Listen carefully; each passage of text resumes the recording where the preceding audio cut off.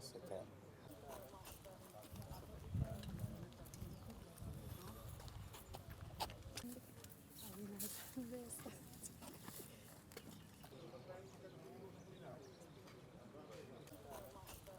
34 ساڵە یادی ئەنفال لە سەری ڕێژ و نەوازشدا ئەنەوێنین کە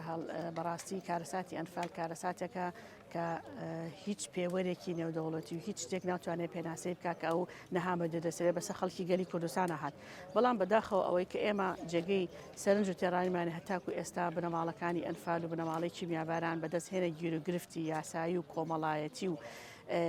تایبەتەوە ئەناڵێنن کە تا ئێستا بەڕاستی حکوومەتی کوردی نەیتوانێت چارەسەری بکە. زۆر خەمناکی و خەمباریە کە ئێستا بۆ یادکردنەوەی ئەنفال ئەچن هەڵگرتنی خۆڵ و خاشاکی بەردەم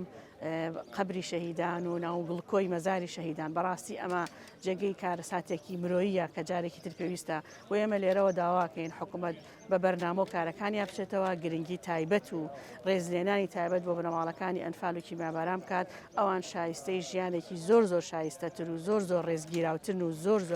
قەدرزانانەترن بەس نەک بۆ شێوەکە تەعاملیان لەگەڵ بکرێ. ئێمە کۆمەڵێ بنەماڵەمان هەیە لە پارێزگای هەڵەبجە هەتا ئێستا نەیانتوانیوە سوودبەند بن بە وەرگرتنی پارچە زەویەکەیان ئەوە تا ئەو کەسانەی کە خاوەنی ئەو قەزیە بوون ئێستا تەمەنیان ڕۆشتووە هەیە لە ژیانان نەماوە کەواتە ئەم شتە ئێستاگەبیکێ بۆ نەوەکانشی ئەو قیمەتەی نابێ وە هیوادارین لێرە بە دواوە ئیتر بە ئەلێرەوە بەس بێت و پەڕەیەکی نوێ هەڵبدرێتەوە و جارێکی تر ئەم کەیسانە بە کەیسێکی ئینسانی و بە کەیسێکی مرۆیی و بە حەقی خۆیان تەعاملیان لەگەڵا بکرێ و بەڕاستی نازانی چی بڵێ لەم ڕۆژانەیە زۆر.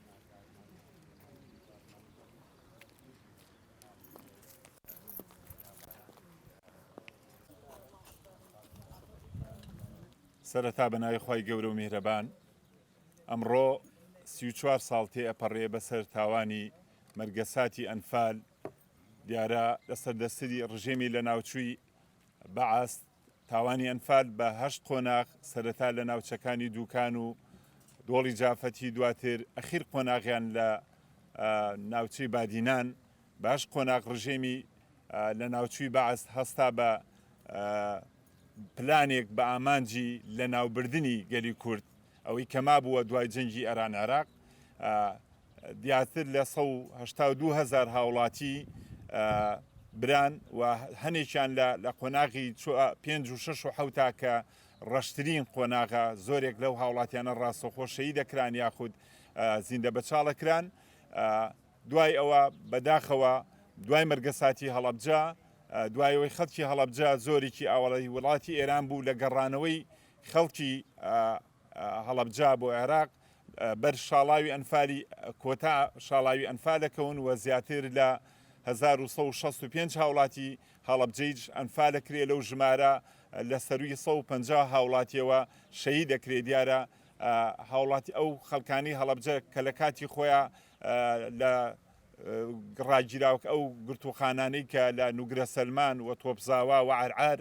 لەوێ ئەبن ژمارێک لەو هاوڵاتیانە شەهید دەبن. ئێمە لێرە جارێکی کە وەکو هەڵەبجە بەداخەوە لە هەموو ڕۆژە مەینەتیەکانی ئەم وڵاتە و بە تایبەتی هەرێمی کوردستانە پشکمان هەیە لە تاوانی ئەنفاریشە هاوشانی ناوچەکانی گەرمیان و بەرزان و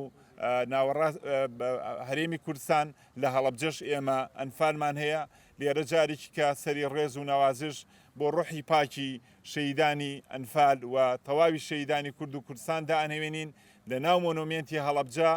پەیکەری ئەنفالمان هەیە. لێرە ئەمڕۆ ئێمە وەک ڕێزێک تاجەگوڵینە لەسەر بەردەم پەیکەری ئەنفادا دائەنێوێنین بۆ بەرزڕاگررتنی ئەو یادە.